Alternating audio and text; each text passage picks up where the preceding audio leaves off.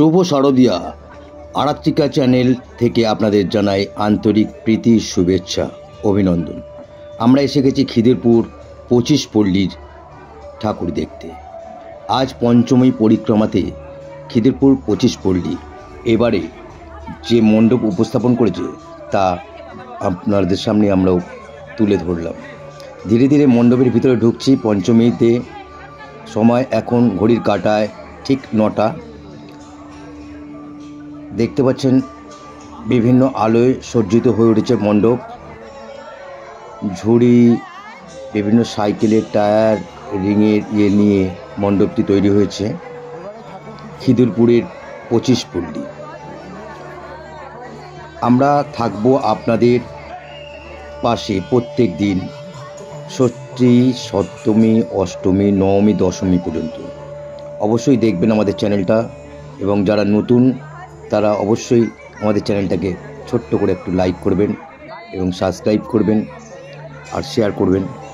চলুন এবার যাচ্ছি আমরা পরবর্তী ঠাকুরের কাছে। এসে গেছি খিদিরপুর 74 পল্লী। 74 পল্লী এবারের নিবেদন করেছেন আপনাদের সামনে পুরনো ডাক পোস্ট অফিস। সমস্ত লেটার বক্সগুলো দিয়ে পুরনো লেটার বক্স দেখতে পাচ্ছেন। একটি নৌকা তৈরি করেছে আগেকার যুগের সেই নৌকা।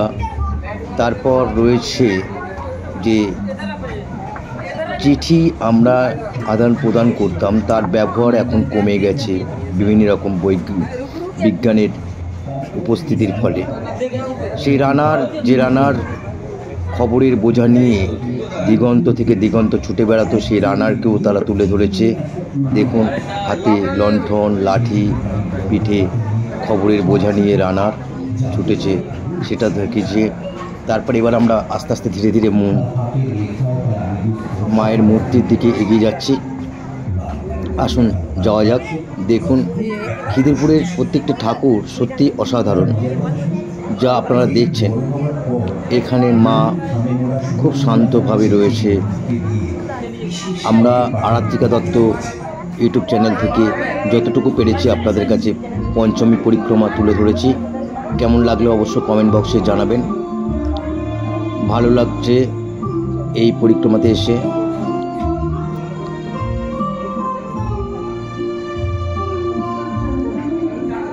মায়ের মুখের জ্যোতি দেখতে পাচ্ছেন, একটা আলো, অদ্ভুত, সত্যি খুব সুন্দর।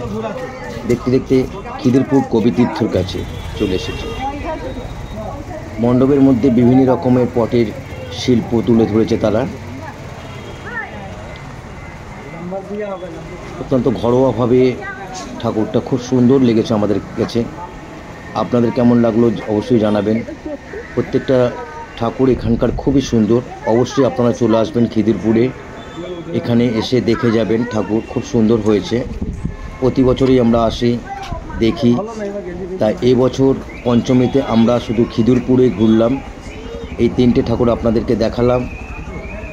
কেমন লাগলো অবশ্যই জানাবেন। ভালো লাগলে নিশ্চয়ই কমেন্ট বক্সে কমেন্ট করবেন। আজ আমরা এবার ধীরে ধীরে মণ্ডপ থেকে বেরিয়ে যাব। তাহলে আসি, সবাই ভালো থাকবেন, সুস্থ থাকবেন।